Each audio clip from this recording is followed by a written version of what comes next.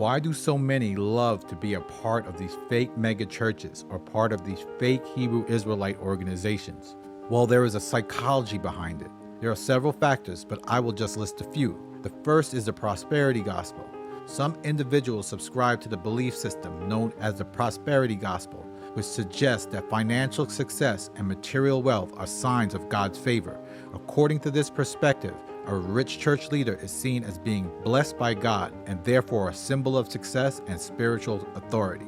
Trust and admiration. People who love their church leader may have a strong sense of trust and admiration for them. They may view their leader as a wise and capable individual who has achieved financial success through their faith and teachings. This admiration can lead to a desire for their leader to be rich, as it reinforces their perception of the leader's credibility and effectiveness. Aspirational identification.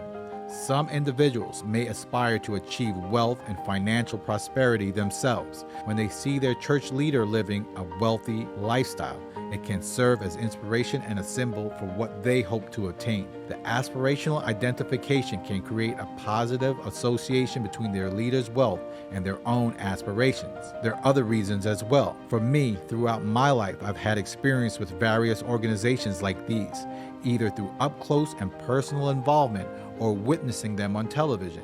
However, none of the reasons I mentioned were influential factors. I simply accepted their workings as the norm, without much contemplation. Now that I'm older, my sole objective is to read and fully embrace the teachings of the Bible.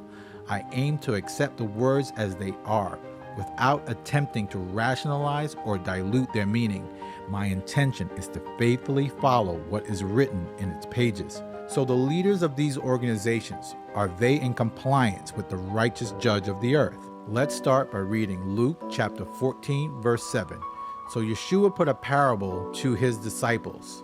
He put forth a parable to those which were invited, and he marked, which means he observed, how they chose out the chief rooms, saying unto them, When you are invited of any man to a wedding, sit not down in the highest room, lest a more honorable man than thou be invited of him.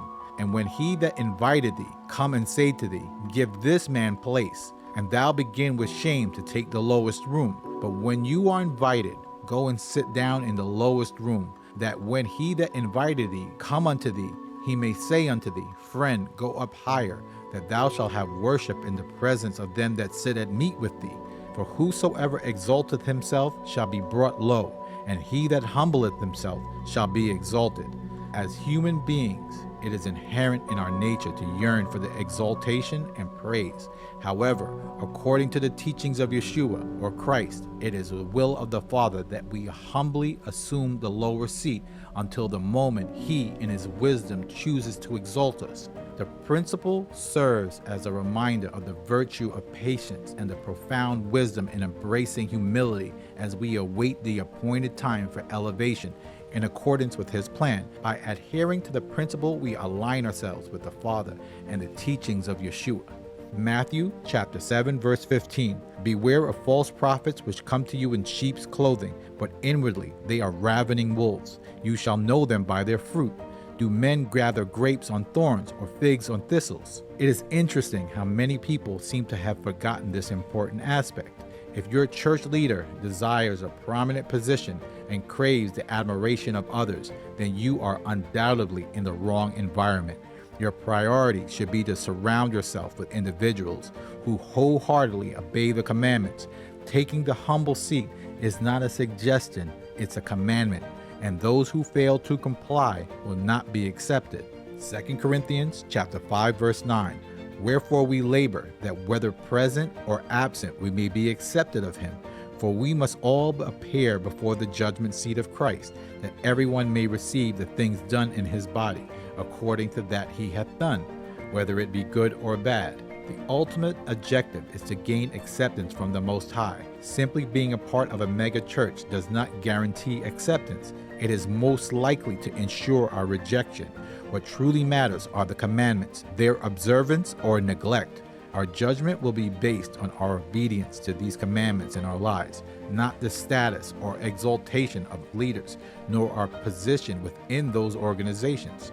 1 Peter 5 verse 6, humble yourselves under the mighty hand of Elohim, that he may exalt you in due time.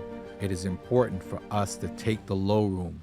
Thank you for watching, and see you in the next video.